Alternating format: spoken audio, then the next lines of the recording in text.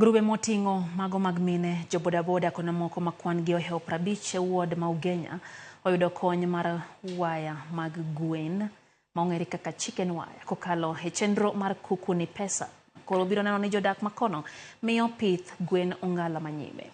Kanoloso chenro mar golo puonj e pith mar gwen, MCA makono Fredrick Omoro omedo jiwo chenro no ka oyango ni obiro neno ni jodak makono orwako pith gwen kaka yor dongo uchumi margi kod mar jok mamoko.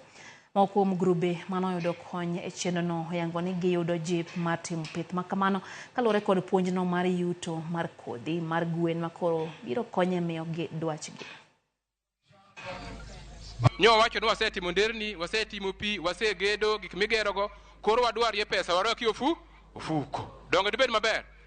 Nikech adwaro wa mama sama koro kata siasa nitie kata ka siasa rumo, tidwange pesa minyalo tero go nyathi e skul.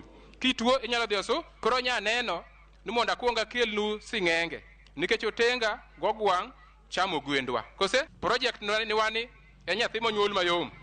Wadwa chake ni Kuku Pesa. Kuku ni pesa. Kuku? Ai tadwa ng'ento bende yudo ka pesa dier. O kamano.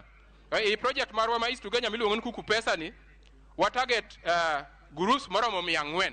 Wamor kendo wageno ni gwen osng'enge mokenwa mag pidho gwen gi dwa golo wa kama nyocha wantie biterwa kamoro kalure ni wan jo boda boda wasetiyo matek kata kiwinjo ka kisung to chendo kamano to wasetiyo matek kuonde ma wantiere bwaloko ngimawa.